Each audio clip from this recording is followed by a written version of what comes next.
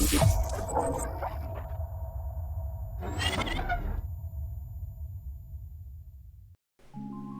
just a few days, the new Bundesliga season starts, so it's time to look at the teams and make a prediction how this one will play out. We had some major transfers in the Bundesliga and there are once again many challengers for the title, but there are also many teams in the fight against relegation. I will give you my ranking ahead of the season, just looking at the squads themselves.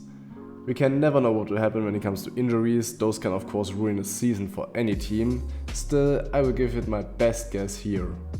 But now, without further ado, let's get into the video. I will start from the bottom and work my way up through the ranks. At the bottom spot I have the newcomers Potsdam. They were underdogs in the second Bundesliga last season and absolutely dominated and surprised everyone. They are basically the second team of Berlin, with many young talents from their youth academy. They are looking for another surprise this season, but I think this won't happen. They lost their top scorer and first keeper both to Berlin, and even though the team once again is full of players in their early 20s, I don't see them competing with the experienced world-class talent at the first division. They also changed coach after getting the second league title, and they already lost in the German Cup to a third league team, so the hopes are not too high. I guess they don't necessarily want to play in the first league because Berlin cannot use them as second team when they compete in the same division, so maybe relegation could be tolerated for them. But don't get me wrong, Potsdam certainly is the team with the highest surprise potential. I just don't see it coming at the moment. At rank 17 and therefore going back down the season I have Eisenach. They surprised everyone last year, but after losing their star Manuel Zehnder, I don't think they can do it again. They gained a good but old keeper with Heinevetter, but the team did not improve at all. Without any good replacement for Zehnder, they really need to pull one out of the hat this season, as they did last time, but at this point they are the second team I predict going back to the second division. But as I said, the relegation fight is extremely close this year. The next few teams will surely sweat all the way until the end. One of these will be Bietigheim on rank 16. They also came up but improved their team quite well, getting experienced Bundesliga players in Kühn and Rebmann and actually having some talent inside their ranks. It will be really close for them though. Their first match is against Potsdam and this will already be an important sign for the rest of the season. Both teams can set the foundation for holding the league there. I see the stronger squad at Bietigheim, so they are my number 16 ahead of the season. In at number 15 I have Erlangen, another team which could very well go down. They signed some good players like Edbane, Gebala and Overjordet, but they also lost Jepson, Zeche and Zehnder did also not return from lease. They struggled a lot in past years and they probably will do so again. They will have a hard time in the league once more and need to fight to remain in it. They always had some potential in their squad, but never managed to fulfill it, so I don't see them improving anymore now. At rank 14 I see Stuttgart. Their squad is well built and with Lenny Rubin they add a great player, hopefully keeping them out of the relegation fight. They cannot be too secure, but they actually have an okay Bundesliga team, which should gather enough points to play their next season as well. I don't see much improvement, but they also won't get any weaker, so I expect another solid season, but nothing more. The last team in the relegation fight will be Wetzlar at rank 13. After some disappointing seasons, they changed up several things, replacing Rubin with Philipp Awanso and also adding Dominik Mappes. I think they can return to old form with the squad as long as there are no major injuries. If they lose someone like Charbot again, they will struggle against relegation, but with this team, they should gain a safe spot at some point during the season surely. In at number 12 I have Göppingen. They added major talent to their squad and I think these are all great players with either high potential or long experience, everything they need to regain stability after turbulent years.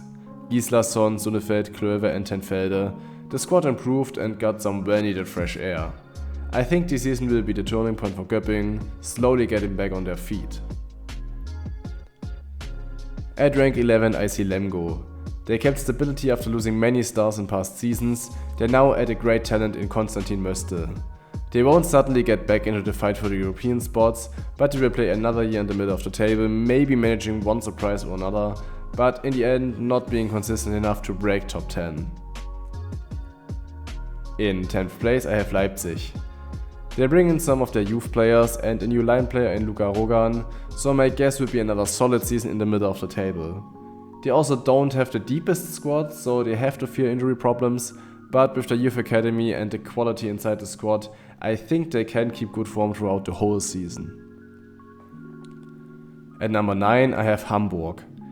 They added a great keeper in El Tayar, and with players like Jakob Lassen returning from injury, they will be the first team in my ranking in the fight for the European spots this season. They have the talent and the depth to do so, the competition is strong though, so I don't think they will get the top 6 this season yet.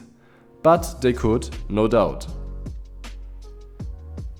At rank 8 I see the Rhein-Neckar Löwen. They replaced Gensheimer with Tim Notdurft and they replaced Kirkelöcke with Martinovic. They have a good squad, they just underperform each year. Martinovic might be the player who can change that. Also, if Jagaňac remains healthy, he is a player who could be a star in the Bundesliga.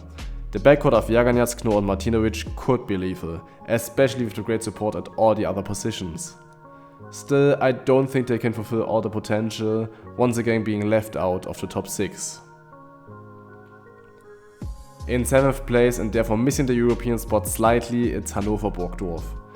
They get Joel Bürlem in goal, Stutzke in backcourt and Solstad on the line, so it's a complete and well-balanced squad of Bundesliga players who are quite good.